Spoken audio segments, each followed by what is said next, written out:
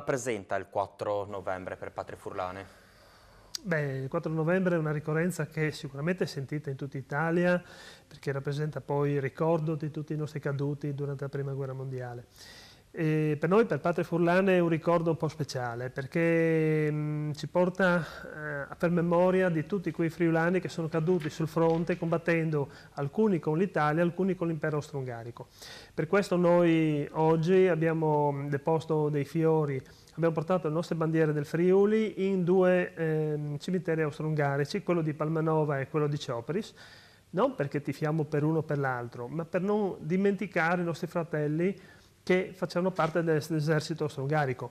Quelli che facevano parte dell'esercito italiano sicuramente vengono ricordati ogni qualvolta in tutte le parti, gli altri magari vengono un po' dimenticati, non dico cancellati, però magari c'è questo rischio. Ecco, infatti a noi ci sembra di sentir sussurrare da parte di qualcuno di questi soldati che il ricordo di me rimanga ancora tra la mia gente prima che tutto scompaia nel buio.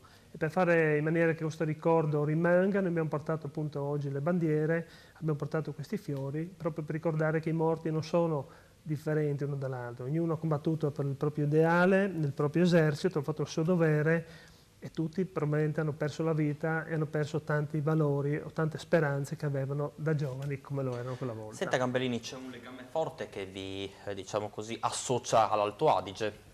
Beh, anche in Alto Adige ci sono dei movimenti, dei partiti che vogliono difendere la loro autonomia, specialmente in questi tempi dove con il referendum senz'altro verrebbe compromessa. Loro a dire il vero un po' meno perché hanno comunque un trattato internazionale che li protegge, noi purtroppo no. Ecco, diciamo che sabato scorso siamo stati invitati come ospite d'onore al 10° congresso del Südtiroler Freiheit, che è uno dei maggiori partiti autonomisti, e questo ci ha sicuramente riempiti d'onore perché vuol dire che Patria Furlane sta acquisendo una certa importanza non solo qui in Friuli, ma anche e soprattutto all'estero per la regione intendo dire, no? Quindi i nostri fratelli, diciamo così, altoatesini, ci danno una mano, ci danno sostegno a dire guardate che non siete solo voi, anche perché loro hanno una rappresentanza sia a Roma sia in Europa. Altro da aggiungere? Beh, no, a questo punto direi solo i saluti. E con Luigi Gambellini si chiude qui la prima parte del notiziario